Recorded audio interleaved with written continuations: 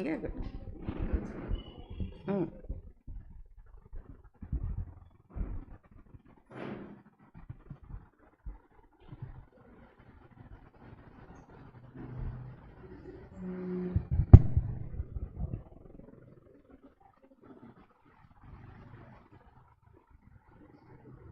சாபத் lesson ஆரம்பிக்கு முன்னால் ஒரு சிறு ப்ரேயர் பண்ணலாம்.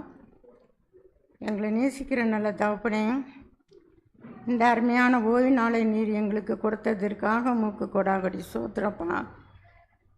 கர்த்தாவே, இந்த நாளிலே நீர் கடைசி காலத்தில் என்னென்ன நிகழ்வுகளை வைக்கப் போகிறீர் என்பதை எங்களுக்கு தெரியப்படுத்துங்கப்பா. உங்களுடைய பரிசுத்த ஆவியின் உதவி கொண்டு வசனங்களை எங்களுக்கு தெரியப்படுத்தி அதை படித்து கொள்ள ஞானத்தையும் அறிவையும் நீர் தருமாறு அன்பின் ஆண்டவர் இயேசுவின் நாமத்தினாலே கெஞ்சுகிறேன் நல்ல பிதாவே, ஆமேன். இந்த வாரம் நமக்கு கொடுக்கப்பட்டுள்ள தலைப்பு என்னென்னா, 13வது வாரத்துக்கு வந்திருக்கிறோம். கடைசி கால உருவகங்கள். கடைசி காலத்தில் நடப்பதற்கு முன்னால் அடையாளம் என்னென்ன உருவகங்கள், அந்த கடைசி காலத்தில் என்னென்ன நிகழ்ச்சிகள் நடைபெறும், கடைசி காலத்தில் என்னென்ன நிகழ்ச்சிகள் நடைபெறும் என்பதற்கு முன்னால் நமக்கு சில உருவகங்களை கடவுள் கொடுத்திருக்கிறார். அந்த உருவகங்களை பற்றி தான் நம்ம என்ன செய்ய போகிறோம், இந்த வாரம் படிக்க போகிறோம். என்னென்ன உருவகங்கள் நமக்கு கடவுள் கொடுத்திருக்கிறார் என்றால், இங்கே பாபிலோனின் வீழ்ச்சி பற்றி நம்ம படிக்க போகிறோம். அப்புறம் கடவுள் தேவ மக்களின் விடுதலை. பாபிலோன் வீழ்ச்சி ஆகும்போது தேவ மக்கள் விடுதலை ஆகிறார்கள். வாக்குத்தத்த தேசத்திற்கு நாம் எப்படி செல்லுவோம், பெர்சிய ராஜாவான கோரேஸ் மூலமாக நமக்கு எவ்வளவு கருத்துக்களை சொல்லியிருக்கிறார் என்பதை தான் நம்ம என்ன செய்ய போகிறோம், நம்ம இந்த வாரம் படிக்க போகிறோம். அதை இந்த இதிலே சொல்லியிருக்குது. நம்ம கடவுளுடைய அந்த வருங்காலத்தை ஊமைகளை படிப்பது போல முக்கிய கருத்துக்களையும் நீதிகளையும் பார்க்க வேண்டும். மறைவான சத்தியத்தை கண்டுபிடிக்க போவதாக ஒவ்வொரு தகவலையும் குடையக்கூடாது. கருத்துக்களின் நீதிகளை பார்க்க வேண்டும். அவற்றிலிருந்து கடைசி காலத்திற்கு பொருத்தமான விஷயங்களை நம்ம என்ன செய்யலாம், கண்டுபிடிக்கலாம். கடைசி காலத்திற்கு என்னென்ன நடக்கும் அப்படிங்கிற விஷயங்களை பற்றி நம்ம என்ன செய்யலாம், படிக்க போகிறோம். நம்மளுக்கு ஞாயிற்றுக்கிழமை பாடத்தில் இங்கே ஒரு தீர்க்கதரிசியை பற்றி நம்மளுக்கு சொல்லப்பட்டிருக்கிறது. அந்த தீர்க்கதரிசியை பற்றினா யோனா பற்றி தான் நம்மளுக்கு எல்லாருக்கும் தெரியும். யோனா தர்சீசிலிருந்து அவர் எங்கே போக சொல்கிறார், நினிவேக்கு போக சொல்கிறார். நினிவேக்கு போக சொன்னால் பொழுது அவர் என்ன செய்கிறார், அதற்கு அவர் தயங்குகிறார். அந்த இடத்திற்கு போவதற்கு அவருக்கு தயக்கம் இருக்கிறது. காரணம் என்னவென்றால், எப்படிப்பட்ட அந்த மனிதர்கள், அதாவது நினிவேயில் இருக்கிற மனிதர்கள் எப்படிப்பட்டவர்கள் என்றால் மிகவும் கொடுமையானவர்கள். அவர்கள் கொடுமையான ஆட்சியை நடத்தி வந்தார்கள்.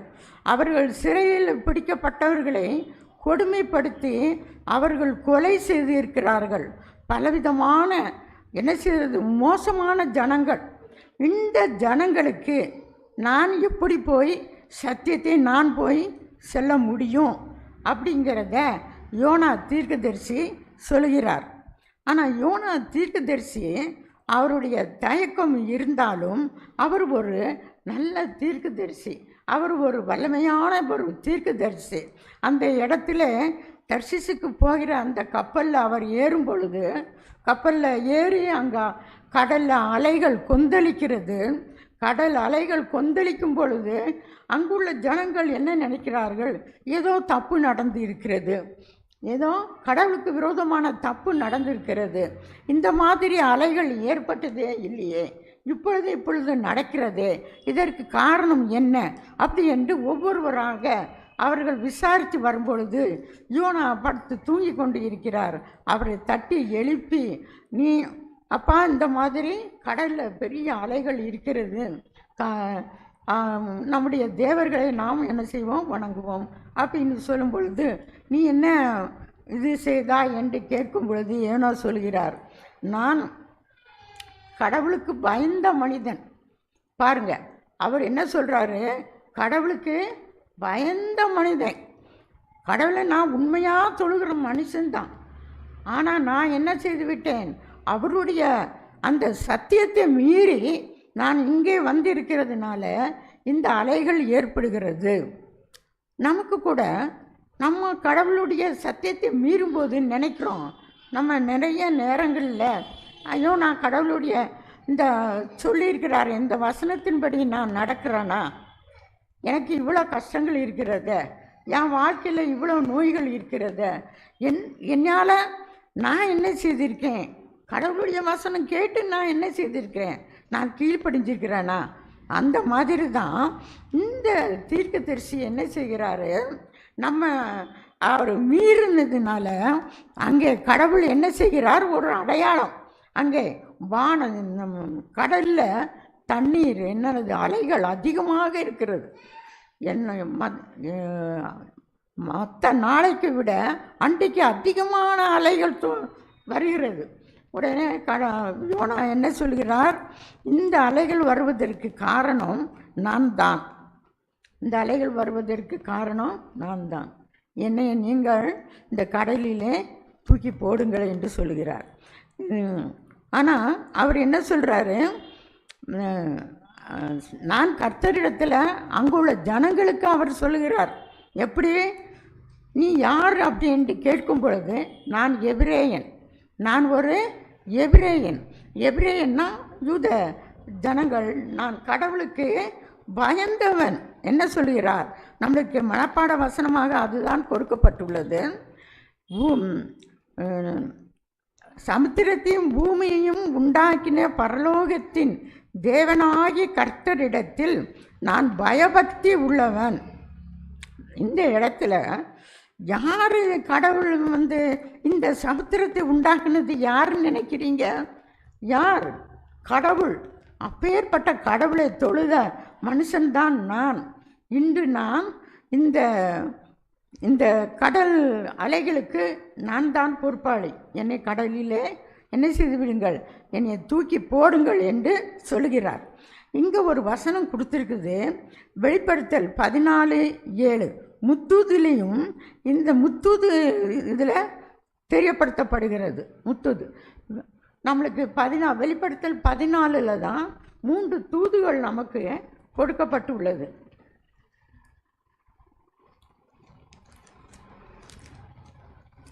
வெளிப்படுத்தல் 14:7 இங்கே என்ன சொல்லப்பட்டுகிறதுனா, ஒரு தூதன் பறந்து வந்து அவன் சத்தம் விட்டு என்ன சொல்கிறான் என்றால், தேவனுக்கு பயந்து அவரை மகிமைப்படுத்துங்கள், நியாயத்தீர்ப்பு கொடுக்கும் வேளை வந்தது, அவர் வானத்தையும் பூமியையும் சமுத்திரத்தையும் நீரூற்றுகளையும் உண்டாக்கினவரையே தொழுது கொள்ளுங்கள். இந்த முத்தூது தான் அங்கே சொல்லப்படுகிறது. இந்த முத்தூது அங்கே யோனா மூலமாக அறிவிக்கப்படுகிறது. அவர் மூலமாக அங்கே என்ன செய்யப்படுகிறது, தீர்க்க தரிசனமாக அங்கே அறிவிக்கப்படுகிறது. நீங்கள் என்ன செய்யுங்கள், வானத்தையும் பூமியையும் சமுத்திரத்தையும் நீரூற்றுகளையும் உண்டாக்கினவரையே தொழுது கொள்ளுங்கள். இந்த முத்தூது தான் அவர் யோனா அங்கே என்ன சொல்கிறார், அங்கே எடுத்து சொல்கிறார். கடவுள்தான் எல்லாவற்றையும் உண்டாக்கின ஒரு தீர்க்கதரிசி. அவர் சொன்னால் எல்லா காரியமும் நடக்கும். இதே கடைசி கால ஒரு நம்மளுக்கு தொழுகைக்கு மையமாக அந்த சிருஷ்டிப்பு இருக்கிறது. நாம் தொழுகுவது உண்மையான கர்த்தர், இந்த உலகத்தை படைத்த கர்த்தர். நாம் பொய் தெய்வங்களை வணங்காதபடி சிருஷ்டியை ரோமரில் சொல்லப்பட்டிருக்கோம், சிருஷ்டியை நீங்கள் வணங்காதீர்கள். சிருஷ்டி நாம் கல் மண் அது நீங்கள் உண்டாக்குற சிருஷ்டி. ஆனால் நிஜமாகவே உலகத்தை உண்டாக்கின கர்த்தர், அவர் வானத்தையும் பூமியும் உண்டாக்கின கர்த்தர், வேறு தெய்வம் கிடையாது. நாம் அவரை என்ன செய்ய வேண்டும், வணங்க வேண்டும். நாம் அவரை என்ன செய்ய வேண்டும், வணங்க வேண்டும் என்று அங்கே இருக்கிறவர்களுக்கு அவர் ஒரு சாட்சியாக சொல்கிறார். இது ஒரு இதாக சொல்லும் பொழுது அங்கே இருக்கிறவர்கள் இவனை கடலில் அவர்கள் தூக்கி போடுகிறார்கள். கடலில் தூக்கி போடுகிறார்கள். அலைகள் அமர்ந்து விடுகிறது. அப்பொழுது அங்கே இருக்கிற ஜனங்கள் நினைக்கிறார்கள், எப்பேற்பட்ட தெய்வம், இந்த தெய்வம் எப்பேற்பட்ட தெய்வம், அப்படி இந்த அலைகள் எல்லாம் அடங்கி விட்டதே அப்படி என்று அங்கே அவருக்கு என்ன செய்கிறார்கள், பலி செலுத்துகிறார்கள். அவருக்கு காணிக்கையை கொடுக்கிறார்கள். அவர்கள் பயப்படுகிறார்கள். உண்மையான தெய்வம் இந்த தெய்வம்தான் என்று அவர்கள் நினைத்து கொள்ளுமாறு அங்கே என்ன செய்யப்படுகிறது, நடைபெறுகிறது. ஆவிக்குரிய இந்த பாபிலோனிலும் இந்த மாதிரி விரும்பாத செய்திகள், விரும்பாத ஜனங்கள் விரும்ப மாட்டாங்க. சில செய்திகள் சொல்லும் பொழுது அது ஏற்றுக்கொள்ள மனசு வராது. அது அப்படி தான் கடைசி காலத்தில் இருக்கும் என்று சொல்லப்படுகிறது. ஆனாலும் கடவுள் என்ன சொல்கிறார், என் ஜனங்களே அவளை விட்டு வெளியே வாருங்கள், இந்த உலக பிரகாரமான இந்த பாபிலோனை விட்டு நீங்கள் என்ன செய்யணும், வெளியே வாருங்கள் என்று நமக்கு மனம் திரும்புமாறு இந்த தீர்க்கதரிசி மூலமாக மனம் திரும்புவதற்கு அழைப்பு கொடுக்கிறார். இந்த யோனாவை போல நம்மளுடைய குணமும் இருக்கிறது. யோனாவை போல குணங்கள் நம்மிடத்தில் இருக்கிறது. ஆனால் யோனா அந்த மீனின் வயிற்றில் இருந்தும் பொழுது அது கடவுளை நோக்கி அவர் வேண்டுகிறார். அவருடைய வேண்டுதல் அங்கே கேட்கப்பட்டது. அவருக்கு உயிருக்கு எந்த ஆபத்தும் இல்லாமல், கடவுளே, நான் பாதாளத்தின் மலைகளின் அடியில் நான் சென்றாலும் என் உயிரை நீர் பிராணப்பரியந்தம் எனக்கு கொடுத்திருக்கிறேன், எனக்கு எந்த ஆபத்துகளும் எனக்கு இல்லை, என்னுடைய ஜெபமானது உம்முடைய ஆலயத்தில் வந்து எட்ட கடவுது, என்னுடைய ஜெபம் உம்முடைய ஆலயத்தில் வந்து எட்டக்கூடியது என்று யோனா மிகவும் வருந்தி கேட்கிறார். கடவுளுடன் அவர் வருந்தி யோனா கேட்கிறார். இந்த மறுதளிப்பு, இந்த யோனா எப்படி அவர் ஒரு தீர்க்க தரிசனத்தை சொல்வதற்கு அந்த இடத்திற்கு நான் எப்படி போக முடியும், யோனா என்ன செய்கிறாரு, மறுதளிக்கிறார். அந்த இடத்திற்கு என்னால் போக முடியுமா அப்படின்னு மறுதளிக்கிற மாதிரியே நாமும் என்ன செய்கிறோம், இந்த நேரத்தில் மறுதளிக்கிறோம். ஏராளமான விஷயங்களை நாம் எவ்வளவோ செய்திகளை கேட்டும் நாம் என்ன செய்கிறோம், மறுதளிக்கிறோம். அடுத்தவர்களுக்கு சொல்வதற்கு தயங்குகிறோம். அக்கம் பக்கத்தில் இருக்கிறவர்களுக்கு மனசில் நினைக்கிறோம், ஆசைப்படுறோம், ஆசை இருக்குது, செய்திகளை பரப்பணும், கர்த்தருடைய செய்திகளை பரப்பணும், ஆசை இருக்குது. ஆனால் அங்கே ஒரு தயக்கம் இருக்குது.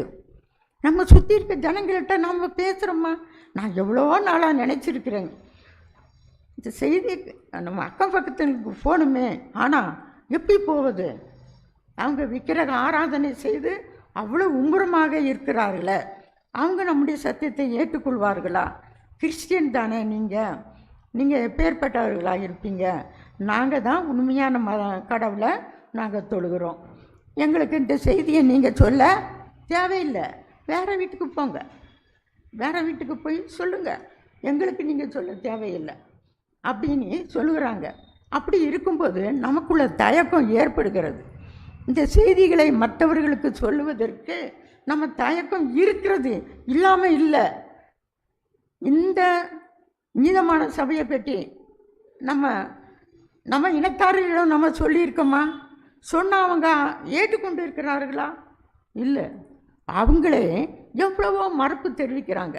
நம்ம இனத்தார்களே, நீங்கள் செய்கிற காரியங்கள் தான் இதான், நாங்கள் வணங்குறது இல்லையா அப்படின்ட்டு அவர்கள் எல்லாம் மறுப்பு தெரிவிக்கிறாங்க. ஆகினால நாம் போய் அவர்களிடம் அந்த செய்திகளை சொல்வதற்கு யோனா தயங்கினது மாதிரியே நாமும் தயங்குகிறோம். யோனா தயங்கின மாதிரியே நாமும் என்ன செய்கிறோம், தயங்குகிறோம். நம்ம தயங்காமல் இருந்தால் இவ்வளோ நேரத்திற்கு நம்முடைய செய்திகள் எங்கேயோ பரவி இருக்கும், எவ்வளவோ செய்திகள் பரவி இருக்கும். ஆனால் இல்லை, நம்மக்கிட்ட தயக்கம் இருக்கிறது.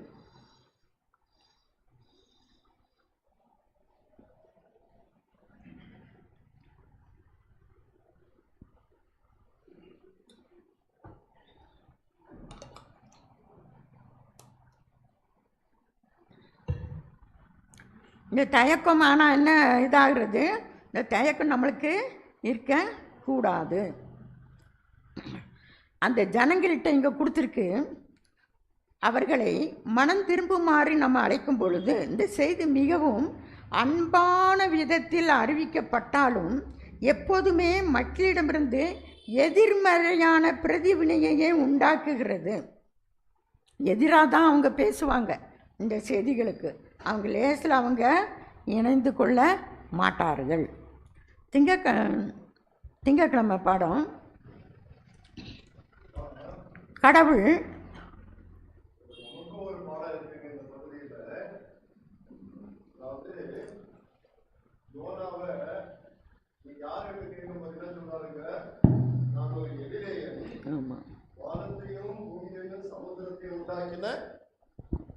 ஆண்டவருக்கு நான் பயந்திருக்கிறவன் ஆமா அப்படின்னு சொல்றாரு. ஒருவேளை அப்படியே அந்த தேவனுக்கு அவர் பயந்திருந்தார்னா நினிவேக்கு போகாம டர்சூஸுக்கு போயிருப்பாரா? அதுதான் அவனுக்கு கொடுத்துருக்குதே.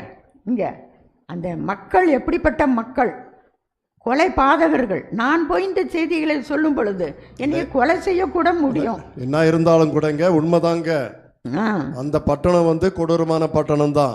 ஆமா, பயந்து அதுக்காக தான் ஒரு தயக்கமுள்ள தீர்க்கதரிசின்னு சொல்லுது.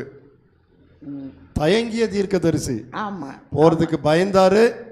எனக்கு எதுக்கு இது அப்படின்ற ஒரு எண்ணத்துல போகாம இருந்தாரு. அதை நம்ம அவருடைய குறைபாடை சொல்றதை விட இன்னைக்கு நாமளும் கூட அநேகர் என்ன சொல்றோம், நான்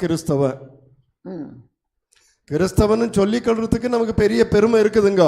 ஆனா கிறிஸ்துவானவர் சொன்னது போல நான் செய்யறேனா, அதுதான் நம்முடைய வாழ்க்கையில் எழும்பக்கூடிய ஒரு பெரிய கேள்வியா இருக்கும். அதுதான் நானும் சொன்னேன், நம்ம தயக்கம் நம்மளுக்கு இருக்குது கிறிஸ்தவன். அதான் நமக்கு ஒரு பெரிய பாடங்க. யோனாவை பத்தி பாடத்தை வாசிக்கிறோம்னாக்கா அதனால நமக்கு ஆண்டவர் கொடுக்கக்கூடியது, ஒருவேளை என்னுடைய வாழ்க்கையில ஆண்டவருக்கு நான் ஒரு சாட்சியா நிற்க அநேக நேரங்களில தயங்கி போனாலும் கூட இன்னைக்கு மறுபடியும் எனக்கு அது ஒரு பாடத்தை கொடுக்குது. யோனாவை பாரு, அந்த ஆண்டவர் தான் உண்மையான ஆண்டவர்னு சொல்றான், நான் அவர் எபிரேயன் சொல்றான், அவருக்கு நான் பயபிந்தவன் சொல்றான். ஆனா அவனிடத்துல அப்படிப்பட்ட காரணத்தினால அதை நிரூபிக்க முடியாம போயிடுச்சு. அதே போலதான் நமக்கு கூட இந்த வெளிப்படுத்தல் 14:7 நம்ம வாசித்தது போல இது போலதான் நாளைக்கு பிசாசனுடைய தந்திரத்திற்கு முன்பாக நிற்கக்கூடிய ஒரு சூழ்நிலை வருது. முத்திரையை தரித்து கொள்ளக்கூடிய ஒரு நிலைமை வரும்பொழுது நாம் என்ன சொல்ல போறோம்? அதான் நமக்குள்ள அது இங்க இதுல வருது. ஆமா, இன்னொன்று இங்கே மத்தேயு 12:42 பரிசேயர்களும் வேதபாரகர்களும் கேட்கும் பொழுது எங்களுக்கு ஒரு அடையாளத்தை கொடுங்கன்னு கேட்கும் பொழுது அவர்கள் யோனாவின் அடையாளத்தை தவிர வேறு எந்த அடையாளத்தையும் நான் உங்களுக்கு கொடுக்க மாட்டேன். யோனா எப்படி மீனின் வயிற்றில் 3 நாட்கள் இருந்து எழும்பி வந்தானோ அதே போல் மனுஷனுடைய பாவங்களுக்காக இயேசு கிறிஸ்துவும் 3 நாட்கள் கல்லறையில் இருந்து உயிர்த்தெழுவார் என்று அந்த உதாரணமாக அந்த ஜனத்திற்கு அவர் சொல்லுகிறார். இப்போ இந்த செய்தியானது கடவுள் என்ன செய்கிறார், யோனா அந்த மீனின் வயிற்றிலிருந்து வெளியே வந்த பிறகு கடவுள் யோனாவுக்கு உத்தரவு கொடுக்கிறார், நீ என்ன செய்யும், மறுபடியும் நீ நினிவேக்கு சென்று கடவுளுடைய செய்தியை நீ சொல்லணும். நினிவேனுடைய அக்கிரமம் என்னுடைய சமூகத்தில் எட்டினது. அவ்வளோ பெரிய அக்கிரமக்காரர்களாக அந்த நினிவே இருக்கிறது. அந்த பட்டணத்தை நான் அழிக்க வேண்டும் அப்படி என்று அவர் ஒரு தீர்மானத்தை எடுத்து யோனாவிடம் அவர் சொல்லுகிறார். யோனா அவர் அந்த நகரத்தில் பிரவேசித்து அங்கே கடவுள் 40 நாள் டைம் இங்கே இருக்கிறது, இந்த பட்டணம் அழிந்து போகும், கடவுள் சொன்ன தீர்ப்பு இது, உங்களுடைய அக்கிரமங்கள் மிகவும் பெருகி இருக்கிறது, ஆகையினால இந்த நகரம் அழிந்து போகும் என்று அவர் சொல்லுகிறார். அப்போ அங்கே என்ன நடக்கிறது என்றால், இந்த தீர்க்க தரிசனம் ஏன் நிறைவேறலை? அது யோனா தீர்க்கதரிசி சொன்ன மாதிரி அங்கே நிறைவேறப்பட்டதா? இல்லை. காரணம் என்னவென்றால், அவர் மனம் திரும்புகிறார்கள். எப்படி மனம் திரும்புகிறார்கள் என்றால், ராஜா முதல் யோனா 3:5-6-7 இதை நம்ம படிக்கும் பொழுது, அப்பொழுது நினிவேயில் உள்ள ஜனங்கள் தேவனை விசுவாசித்து உபவாசம் செய்யும்படி கூறினார்கள். பெரியோர் முதல் சிறியோர் மட்டும் ரட்டுடித்து கொண்டார்கள். இந்த செய்தி நினிவேயின் ராஜாவுக்கு எட்டின போது அவன் தன் சிங்காசனத்தை விட்டு எழுந்து தான் உடுத்தியிருந்த உடுப்பை கழற்றி போட்டு இரட்டை உடுத்தி கொண்டு சாம்பலிலே உட்கார்ந்தான். பாருங்க, அதுக்கடுத்த வசனம், மாடுகள் ஆடுகள் எல்லாம் ஒன்று கூட தண்ணி குடிக்கக்கூடாது. எப்பேற்பட்ட கடுமையான ஒரு உபவாசம் பாருங்க. நம்ம உபவாசம் இருக்கணும்னா, கொஞ்சம் நான் ஒரு பழம் சாப்பிடட்டுமா, கொஞ்சம் பாலை குடிச்சிட்டு நான் போட்டுமா, எனக்கு ரொம்ப பசி எடுக்கும், மயக்கம் வந்துடும், என்னெல்லாமோ நம்ம நினைக்கிறோம் இந்த உபவாசத்தில், இல்லையா? கடுமையான உபவாசம் இது. மாடுகளுக்கு கூட தண்ணி கொடுக்காதுங்கன்னு என்ன செய்கிறது? நினிவேயின் ராஜா கட்டளையிட்டார், பெரிய கட்டளை போட்டார். கடுமையான உபவாசம் இருந்தாங்க. அவர் தன்னுடைய ராஜ வஸ்திரத்தெல்லாம் தூக்கி எறிகிறாரு. ஐயோ, எப்பேற்பட்ட ஆபத்து இந்த நினிவேக்கு வந்திருக்கிறது என்று தன்னுடைய ஆடைகளெல்லாம் போட்டுவிட்டு ஆடம்பரத்தை களைகிறார். ஆடம்பரமான உடைகளை அணியவில்லை, ரெட்டு உடுத்தி சாம்பலில் உட்கார்ந்து கொள்கிறார்கள். பாருங்க, அவர்கள் உபவாசம் கடுமையான உபவாசம். இந்த மாதிரி யாரும் உபவாசம் இருக்கிறதில்ல. அப்பேற்பட்ட உபவாசம் பண்ணி ராஜா சொல்கிறார், நாம் தேவனை நோக்கி உரத்த சத்தமாக கூப்பிடுவோம், ஒருவேளை கடவுள் நம்மளுக்கு இரக்கத்தை காமிப்பார். 9வது வசனம், யாருக்கு தெரியும்? நாம் அழிந்து போகாதபடிக்கு ஒருவேளை தேவன் மனஸ்தாபப்பட்டு தம்முடைய உக்கிர கோபத்தை விட்டு திரும்பினாலும் திரும்புவார். உக்கிர கோபத்தை விட்டு திரும்பினாலும் திரும்புவார்.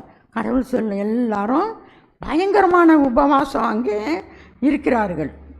கடவுள் என்ன செய்கிறார்? அப்போ அவரை அழிக்க நினைத்தது அழிக்காமல் அந்த தேசத்திற்கு என்ன செய்கிறார்? அவர் அந்த தேசத்தை அழிக்கவில்லை, நினிவேயை அழிக்காமல் விட்டுவிட்டார். இதே மாதிரி தான் கடைசியில் நம்மளுக்கு என்ன கொடுக்கப்படுகிறதுனா, நமக்கு சத்தியத்தை கொடுக்கிறது. மனம் திரும்புதலுக்கு சத்தியம் கொடுக்கப்படுகிறது. நீங்கள் எல்லாரும் மனம் திரும்பி வாருங்கள். வெளிப்படுத்தல் 18:4 என் ஜனங்களே, நீங்கள் அவளுடைய பாவங்களுக்கு உடன்படாமலும் அவளுக்கு நேரிடும் வாதைகளில் அகப்படாமலும் இருக்கும்படிக்கு அவளை விட்டு வெளியே வாருங்கள் என்கிற அழைப்புக்கு செவி கொடுப்பார்கள். நாம் இந்த உலகத்தின் முழு சத்தியத்தின் பக்கம் நிற்கிறோமா, மிருகத்தின் பக்கம் நிற்கிறோமா? மிருகம் என்றால் கள்ள உபதேசம், நேரு உபதேசம். மிருகம் என்றால் போப் ஆண்டவர். இன்று ஏராளமான ஜனங்கள் அந்த ஆலயத்திற்கு தான் செல்கிறார்கள். ஞாயிறு ஆராதனை தான் நடைபெறுகிறது. அப்போ நிறைய ஜனங்கள் என்ன சொல்வார்கள் என்றால், மனம் திருந்துவார்கள். கடைசி காலத்தில் நம்ம எச்சரிக்கை இப்படி கொடுக்கும்போது அவர்கள் என்ன செய்கிறார்கள்? நீங்கள் அந்த பாபிலோன் பாவங்களுக்கு இடம் கொடாதிருங்கள், பாவத்திற்கு இடம் கொடாதிருங்கள், என் ஜனங்களே நீங்கள் எல்லாரும் வெளியே வாருங்கள்.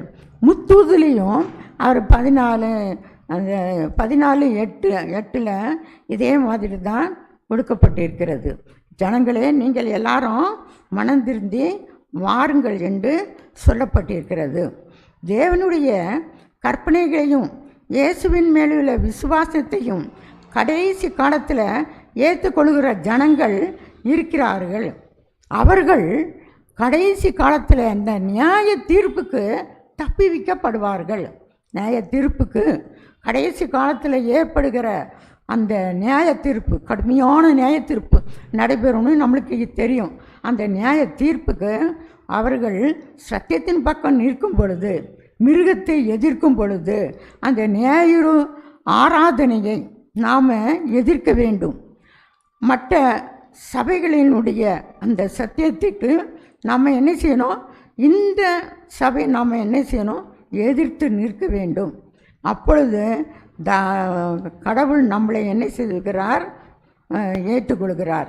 இந்த ஒரு விஷயங்க, மிருகத்தின் முத்திரை ஒரு விஷயம், அதாவது நோவாவின் காலத்தில் கூட இருந்த ஜனங்களுக்கு எச்சரிப்பு கொடுத்தாரு, உலகம் அழிய போகுதுன்னு சொல்லிட்டு. யாரும் நம்பல. ஆனா யோனாவின் மூலமா நினிவே பட்டணத்திற்கு அந்த செய்தி போகும்பொழுது ஜனங்களுடைய மாறுதல் பார்த்தீங்களா? உபவாசம் இருந்து, கடுமையான உபவாசம் இருந்து, சிறிய முதல் பெரியவர் வரைக்கும், ராஜாவிலிருந்து ஒரு பிரஜை வரைக்கும் உபவாசம் இருந்து ஜெபித்தான். இதுக்கு வித்தியாசத்தை பாருங்க. அதே போல இன்னைக்கு நமக்கும் செய்திங்க வந்துக்கிட்டு தான் இருக்குது. என்னன்னு?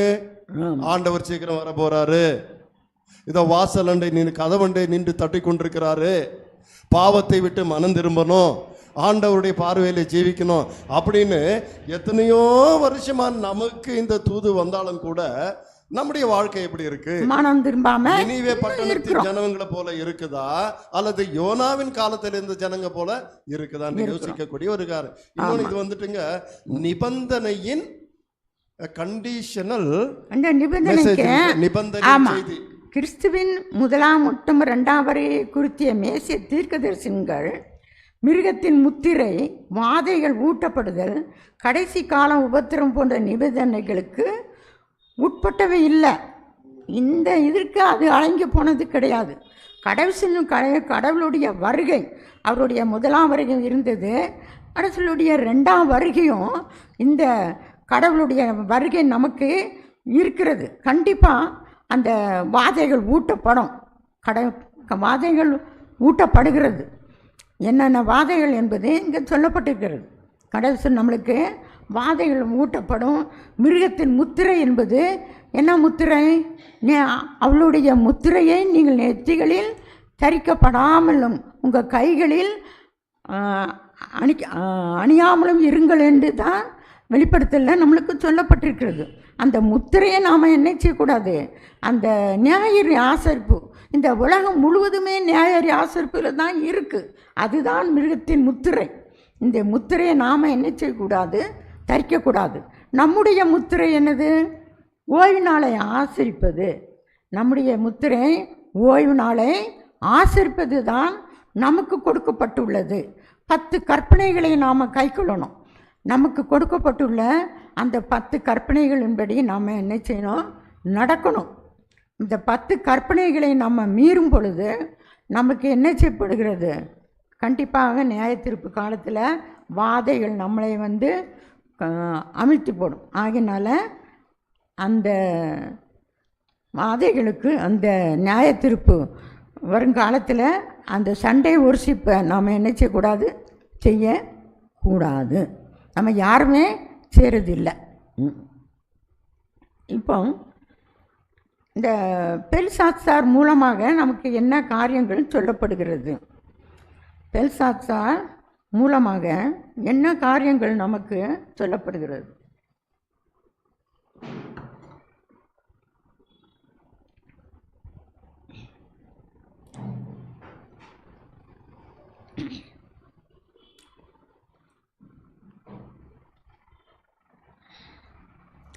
பெல்சாத்சார் அவருடைய அப்பா நேபுகாத் நேச்சார்.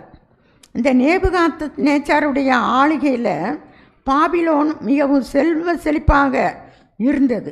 அண்டை நாடுகளுக்கெல்லாம் ராணி என்று சொல்லக்கூடிய அளவுக்கு அதனுடைய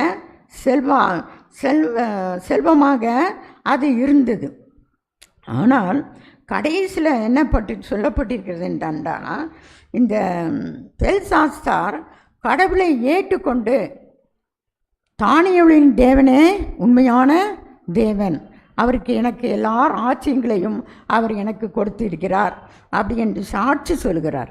நம்ம கடவுளை பற்றி அங்கே ஒரு சாட்சி இருந்தார். விசுவாசியாக அவர் மரித்து போனார்.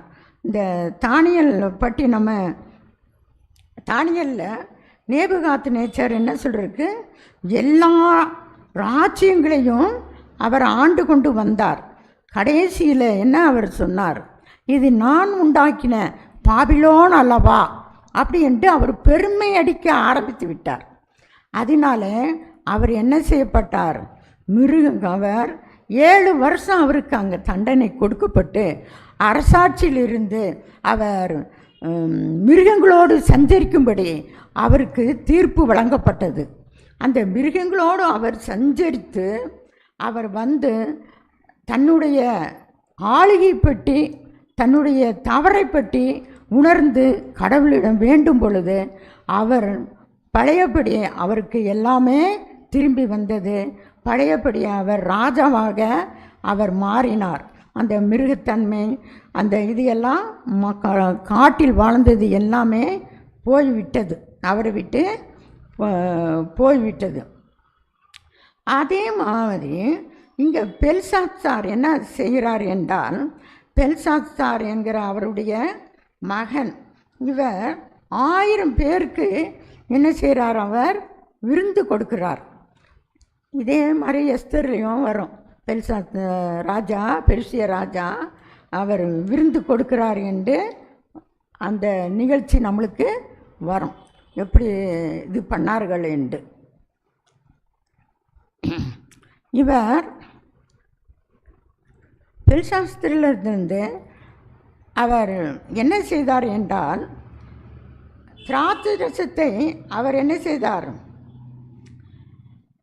எருசலேம் தேவாலயத்தில் உள்ள அந்த பொன் வெள்ளி பாத்திரங்களை எடுத்து துணிவாக அவர் எடுத்தார். எப்படி எடுத்தார்னா, நேபுகாத்நேச்சார் எங்கள் அப்பா தான் இந்த பாத்திரங்களை எருசலேமில் ஆலயத்திலிருந்து கொண்டு வைத்திருக்கிறார், எனக்கு இது எல்லாம் எனக்கு தான் இது அப்படின்னு ஒரு மாதிரி பெருமிதம் அவருக்குள்ளே இருந்துச்சு. அதை எடுத்துட்டு வர சொல்லி அதில் அவருடைய வைப்பாட்டிகள் மனைவிகள் அவர் எல்லாம் குடித்து களியாட்டம் போடுகிறார்கள். இது என்ன செய்யப்படுகிறது என்றால், கடவுளுடைய சமூகத்தில் எட்டுகிறது. இந்த அநியாயம் கடவுளுடைய சமூகத்தில் எட்டுகிறது. அப்போ அந்த 5ஆம் அதிகாரத்தில் 4வது வசனத்தில் என்ன சொல்லப்பட்டிருக்கிறதுனா, அவர்கள் திராட்சரசம் குடித்து பொன்னும் வெள்ளியும் வெண்கலமும் இரும்பும் மரமும் கல்லுமாகிய தேவர்களை புகழ்ந்தார்கள். சும்மா இருக்கல, எங்களுடைய தெய்வம் கல் மண் இதில் உண்டாக்கப்பட்ட அந்த தேவர்களை, எங்களுடைய தேவன்தான் பெரிய தெய்வம், உலகத்தில் எந்த தெய்வம் கிடையாது.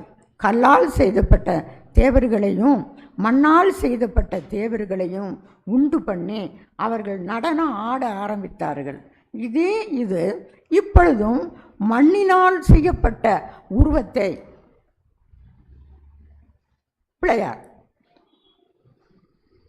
பிள்ளையார் அப்படி என்று சொல்வார்கள். அதை அந்த மண்ணினால் தான் உருவாக்குவாங்க. மண்ணினால் செய்து அந்த உருவத்தை வைத்து அதற்கு எல்லாம் தானிய வகைகள் இனிப்பு வகைகள் எல்லாவற்றையும் படைத்து அதன் முன்னால் விழுந்து வணங்குகிறார்கள். இப்போவும் அதே தொழுகை தான் இருக்கிறது. பெல்சாத்சாருக்கு அவருக்கு என்ன அழிவு ஏற்பட்டது, அதே அழிவு இப்போ இருக்கிற இந்த தொழுகையை நடத்துகிற அவர்களுக்கும் இந்த அழிவு தான் நடக்கும். என்ன சொல்கிறாருன்னா,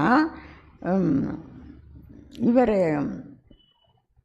தானியல் எச்சரிக்கிறார், சொல்கிறாரு, உங்கள் அப்பாவுக்கு எப்படி உங்கள் அப்பாவுக்கு கடவுள் எவ்வளவு தண்டனையை கொடுத்தது என்பதை நீர் அறிந்தும் உம்முடைய இருதயத்தை நீர் தாழ்த்தவில்லை.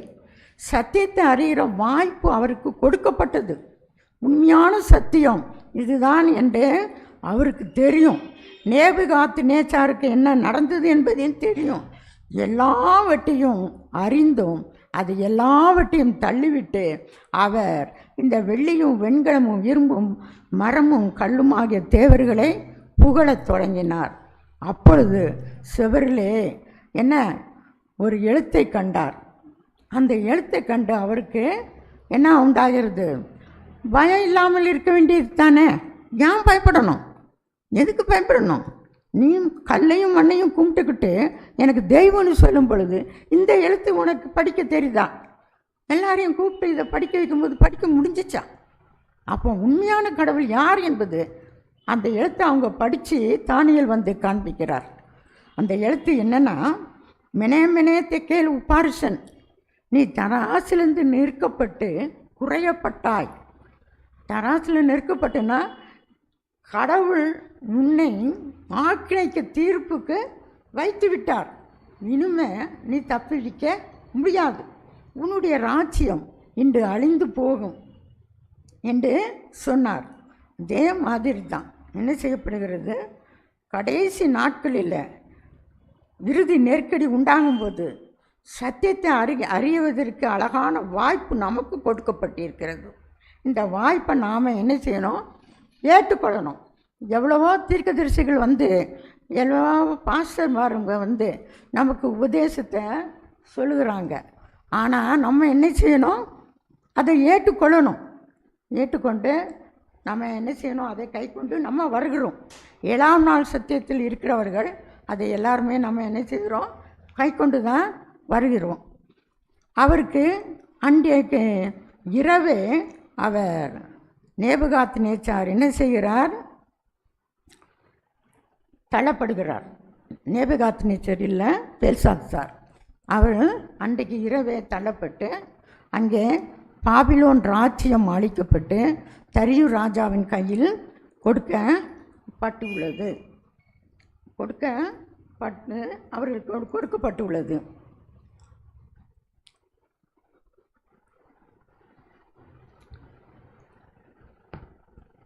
புதன்கிழமை பாடத்துக்கு வரலாம். இந்த ஐபிராத்து நதி வட்டி போகுது. இந்த ஐபிராத்து நதி என்பது என்ன செய்ய? பாபிலோனில் போகிற அந்த ஓடுகிற ஐபிராத் நதி. இந்த ஐபிராத் நதி பாபிலோனில் ஓடுகிற நல்ல செல்வ செழிப்பாக இந்த நதியை வைத்து தான் பாபிலோன் வந்து செல்வ செழிப்பாக இருக்கிறது. செல்வ செழிப்பாக இருக்கிறது.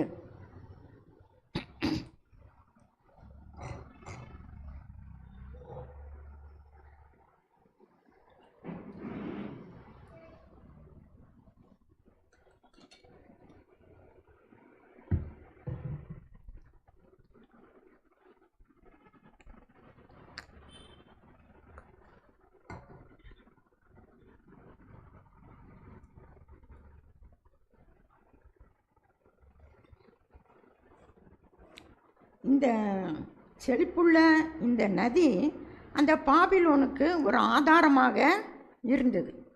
அந்த பாபிலோனில் அந்த நதியை என்ன செய்கிறார் என்றால், கோரேஸ் ராஜா போய் அதை திருப்பி விட்டு அந்த நதி வட்டி போக செய்கிறார். இதற்கு முன்னால் பாபிலோனிய ராணியான நிடோக்ரிஸ் என்கிற ஒரு ராணி அங்கே மண் பொருட்களை செய்து வைத்து நகரத்திற்கு செல்கிற பாதையை அவள் உண்டாக்கினாள். அதே மாதிரி இவர் கோரேஸ் என்ன செய்கிறார்? அவரும் வந்து அந்த நதியை சதுப்பு நிலத்திற்கு திருப்பி விட்டதுனால நதி என்னானது? வட்டி போய்விட்டது. அங்கே 2 பெரிய பாதுகாப்பு இருக்கிறது. 2 மதில்கள், உள்புறம் ஒன்று, வெளிப்புறம் ஒன்று. உட்புறம் உள்ளால் இருந்து அந்த நதிகளை தாண்டி வெளிப்புறம் வந்தாலும் அந்த மதிலை தாண்டி கூட யாரும் பாபிலோனுக்குள்ளே செல்ல முடியாதபடி அவ்வளவு பாதுகாப்பும் போடப்பட்டது. அப்பேற்பட்ட பாதுகாப்பு இருந்த இடத்திலேயே என்ன செய்தார்? கோரேஸ் அவர் போனார். இவரை பற்றி நமக்கு என்ன சொல்லப்பட்டிருக்கிறது என்றால், ஏசாயா 45:1-2 படிக்கவும்.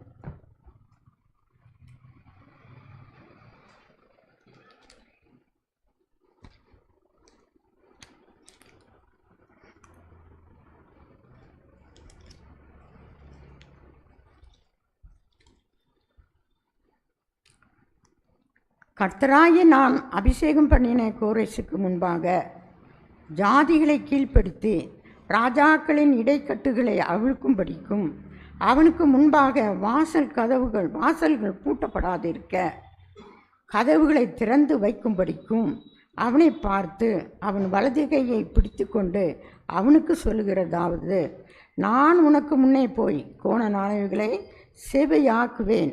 உன்னை பெயர் சொல்லி அழைக்கிற இஸ்ரவேலின் தேவனாகிய கர்த்தர் நானே என்று நீ அறியும்படிக்கணும். நிறையா காரியங்கள் இருக்குது.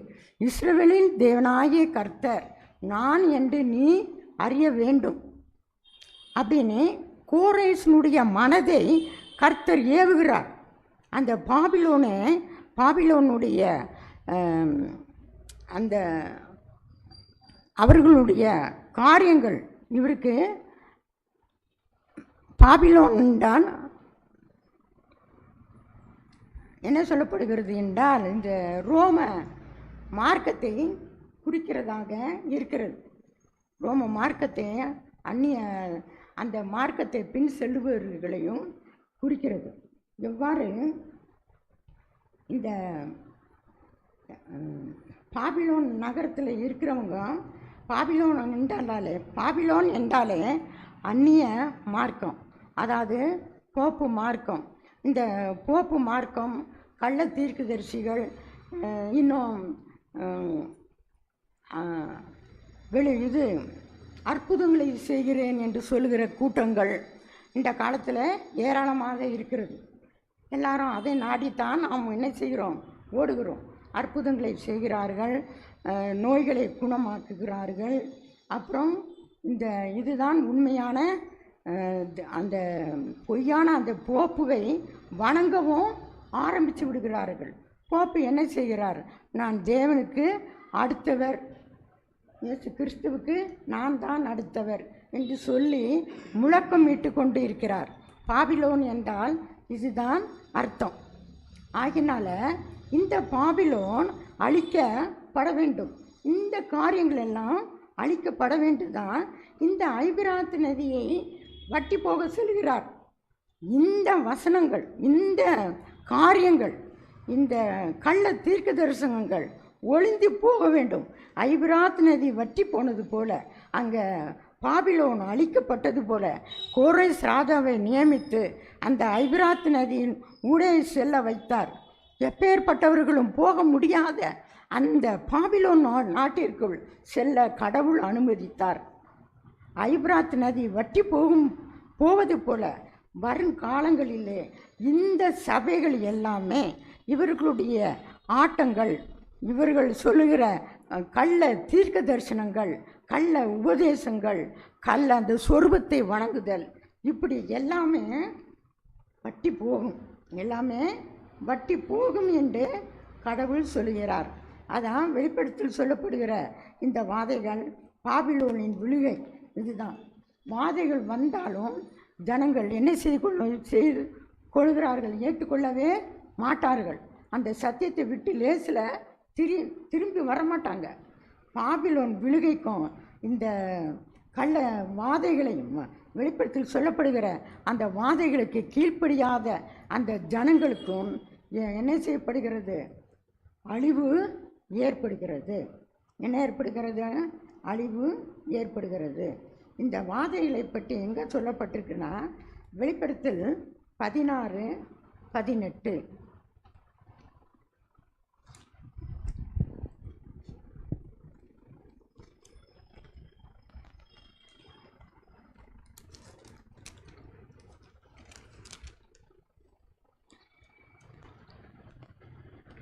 சத்தங்களும் இடி முழக்கங்களும் மின்னல்கள் உண்டாயின, பூமி மிகவும் அதிர்ந்தது. பூமியின் மேல் மனுஷர்கள் உண்டான நாள் முதற்கொண்டு அப்படிப்பட்ட பெரிய அதிர்ச்சி உண்டாகலை. இப்போ உலகத்தில் எவ்வளவோ அழிவுகள் நடைபெறுகிறது, அழிந்து கொண்டே தான் இருக்குது இப்போவும்.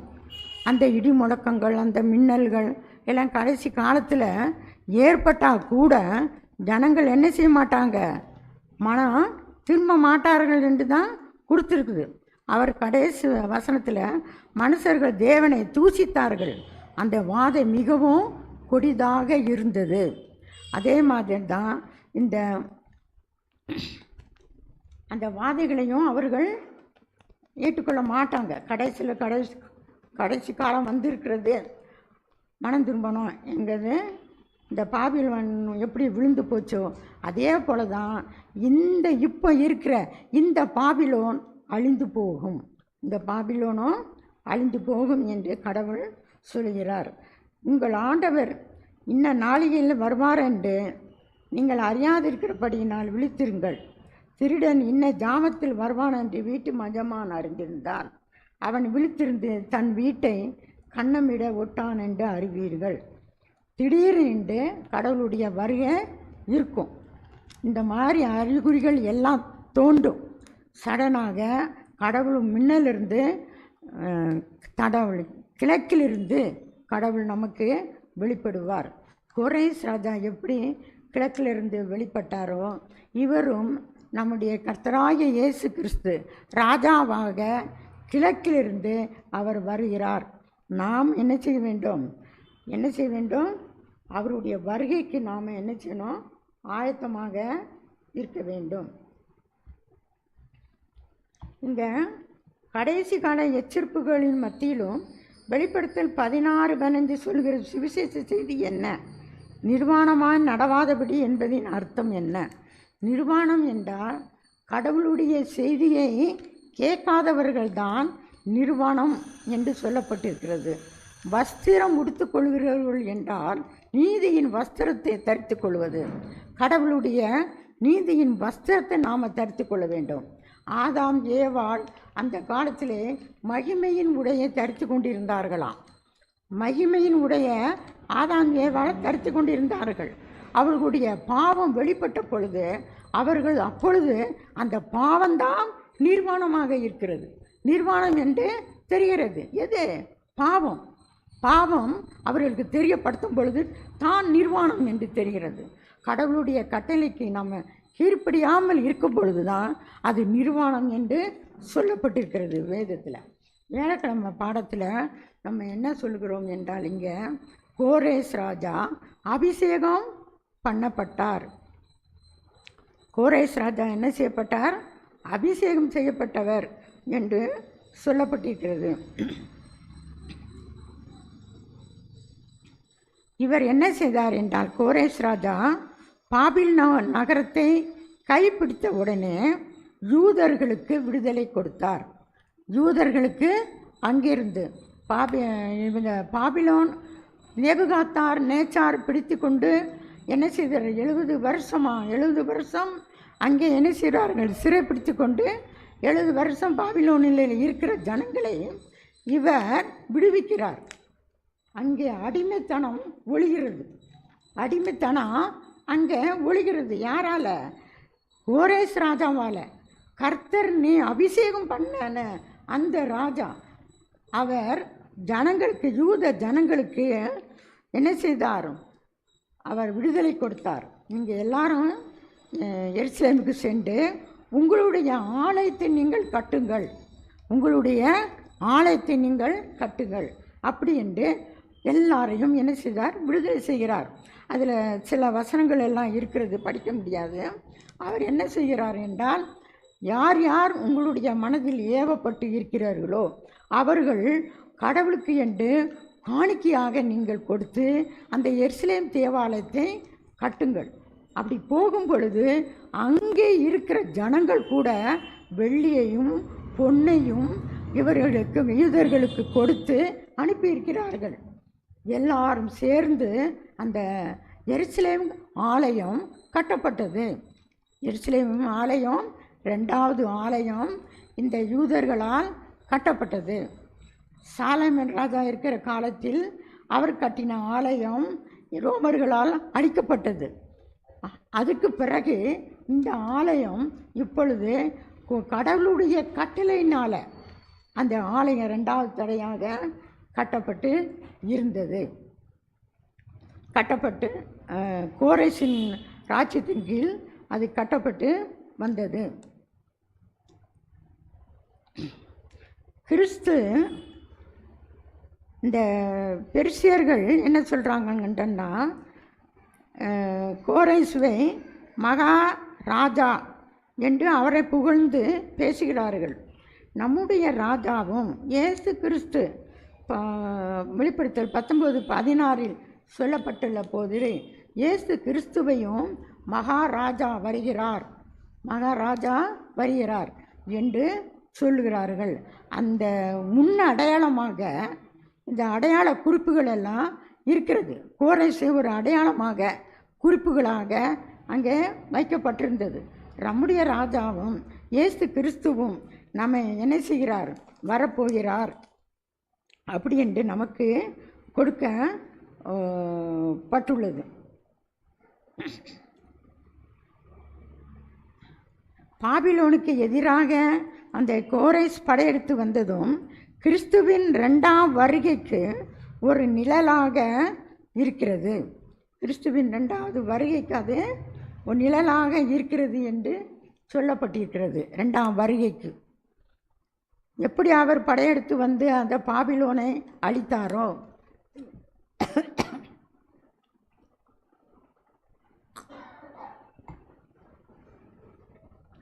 இயேசு கிறிஸ்துவுடைய 2ஆம் வருகையிலே என்ன செய்யப்படுகிறது, இந்த பாபிலோன், இந்த மக்கள், கள்ள தீர்க்கதரிசிகள், கள்ள உபதேசங்கள், இது எல்லாமே அழிக்கப்பட்டு போகும் கடவுளுடைய 2வது வருகையில் என்று கொடுக்கப்பட்டு இருக்கிறது. கடவுள்